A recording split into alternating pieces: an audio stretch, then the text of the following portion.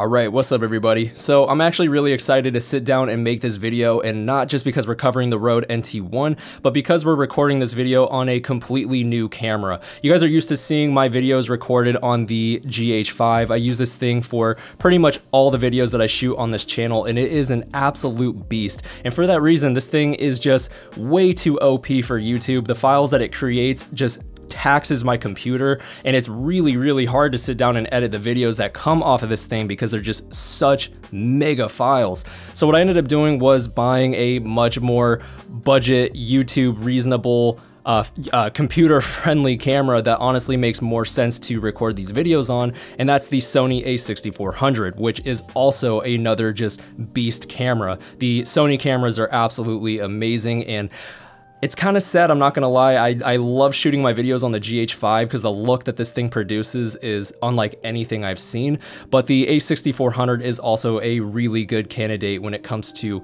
high quality YouTube content creation. So I'm gonna be using the a6400 going forward. The files are so much easier to work with, and you know, I don't know why I decided to share that with you guys. Most of you probably don't care about cameras at all, but I'm a really big camera person as well as being into audio, so I thought that was necessary to share, and kind of gives you a little bit of a background on why I'm making this video to begin with. Besides covering the NT1, I really just wanted to shoot a video on the 6400 and see how this thing looks. I want to see how this compares to the other videos that you guys are used to seeing. So if you notice a little bit of a difference, that is why I'm shooting on the a6400 instead of the GH5. Alright, now that we got that covered and out of the way, we're going to be discussing the Rode NT1. I've had this thing now for probably about 2 to 3 weeks, so I've had enough time to play around with this thing, and even then, I have owned this microphone several times, so I do think that I am personally able to speak about this microphone and really share my thoughts and opinions on it because I've worked with this thing so many times.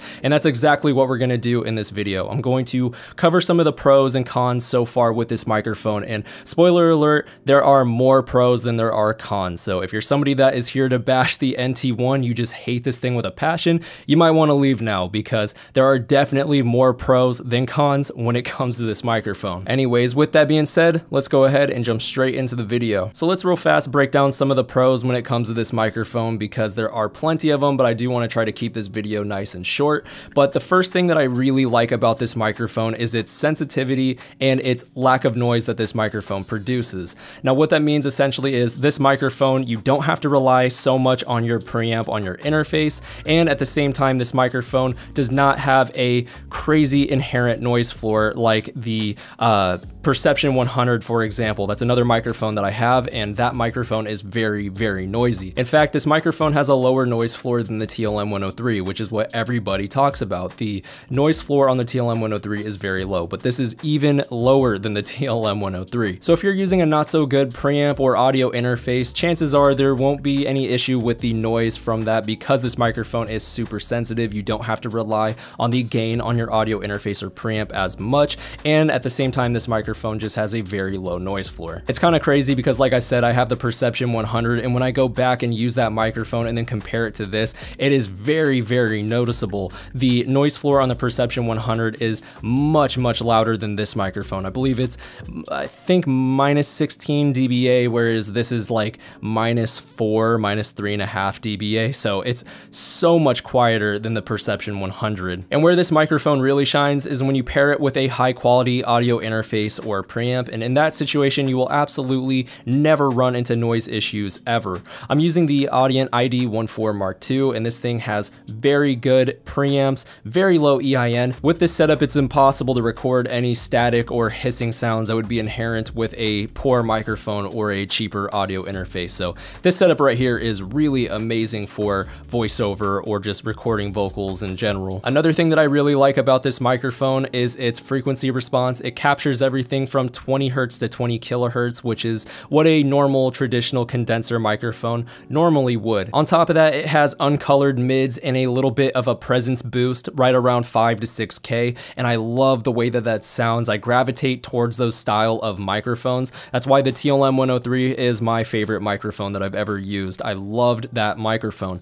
and this microphone has that same thing going on. Uncolored mids, very flat and neutral, but at the same time it has a presence boost so that it it just emphasizes the vocals a little bit better in my opinion. So I really do like the way that this microphone sounds, and just those style of microphones in general, like the TLM 103, the Rode NT1 obviously, and the Perception 100, which is very similar to this microphone. Again, neutral mids with a little bit of a presence boost. In my opinion, it just sounds the best on vocals, and especially if you're doing a voiceover like I am for this YouTube video. And lastly, something I think that most of you guys will agree with and also think that is a benefit to this microphone is the price point. You can catch these things going for $260, $270 brand new, or if you just watch the secondhand market, you can find them going for $100, $150 all the time. I've definitely bought a couple of these used in the past for around $150, and in my opinion, you really can't beat that. That is such a steal for this microphone and the quality that you end up getting with this thing. And now in my opinion, the biggest con with this microphone, and really my only con with this microphone, is its sibilance. This microphone has horrible sibilance.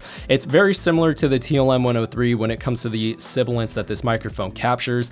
Depending on how your voice sounds, if you have a naturally sibilant voice, this thing is going to be no good for you. You are going to run into a lot of sibilance problems with this microphone. Even me being somebody who doesn't necessarily have a very sibilant voice, I've noticed that when I go back and listen to the audio for these videos, the sibilance that this thing captures is really bad.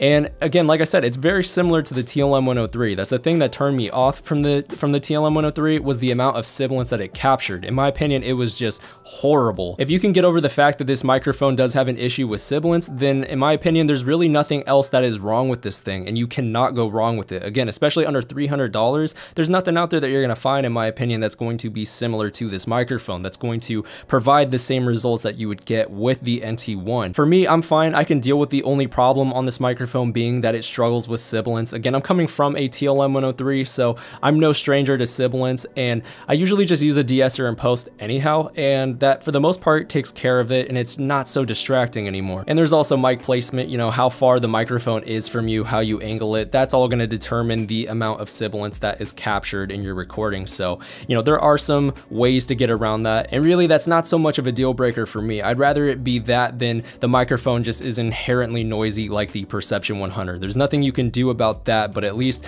if the microphone is sibilant, you can work on mic placement, and of course just use a de-esser in post to make it not as much of a distraction as it would have if you didn't. Anyways, I just wanted to share some of my thoughts on the NT1. I'm no stranger to this microphone. This is probably my third or fourth time that I've owned this thing, and I just want to share with you guys an update on this microphone. What are some of the pros and the cons to this microphone so that you know what you're getting into when you buy this thing. I recommend this microphone. I love the way that this thing sounds. The only issue with it, in my opinion, is its sibilance, and I think that is the overall consensus when it comes to this microphone. Most people agree that it sounds very good, but the only issue is that it just captures sibilance very dramatically. Anyways guys, I think that's gonna wrap it up. If you haven't already yet, be sure to subscribe and hit the bell icon beside it so that you can stay notified for whenever I drop any of my upcoming videos. With that being said, I will see you all in my next one. Take care everybody. Peace out.